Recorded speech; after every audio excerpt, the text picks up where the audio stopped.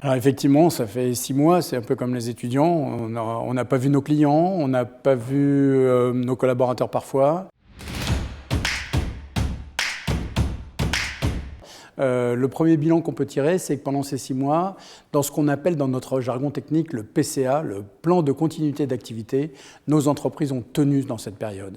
Elles ont tenu d'autant plus facilement que nous avions déjà une partie des équipements qui faisaient qu'on pouvait travailler à distance, même s'il y a des progrès à faire, même si on s'est rendu compte de la limite du télétravail, même si on s'est rendu compte de la limite de nos outils. Je pense que beaucoup des acteurs membres de l'AFG ont montré auprès de leur clientèle et auprès, bien entendu, de l'autorité des marchés financiers qui est notre régulateur, qu'ils avaient la capacité de tenir. L'autre point important, et là c'est essentiel, c'est que nous avons continué à gérer les actifs de nos clients dans une période qui a été très chahutée. Je redonne les chiffres. Nous démarrons la crise du Covid à 6200 sur le CAC, si je prends que le CAC.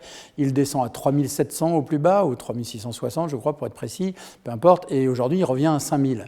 Donc il fallait que nous soyons là, sur le pont, à surveiller l'épargne de nos clients. Et puis, et là on en arrive à la deuxième partie de votre question, c'est effectivement, il y a eu beaucoup d'épargne, beaucoup d'actifs qui ont été mis de côté, des actifs en prudence, puisque on parle de 100 milliards d'euros qui sur le livret A, sur le livret en grande partie, un peu sur les fonds en euros, mais comme les fonds en euros, on a compris qu'ils seraient très bas, plus haut que le livret A, mais malgré tout fiscalisé.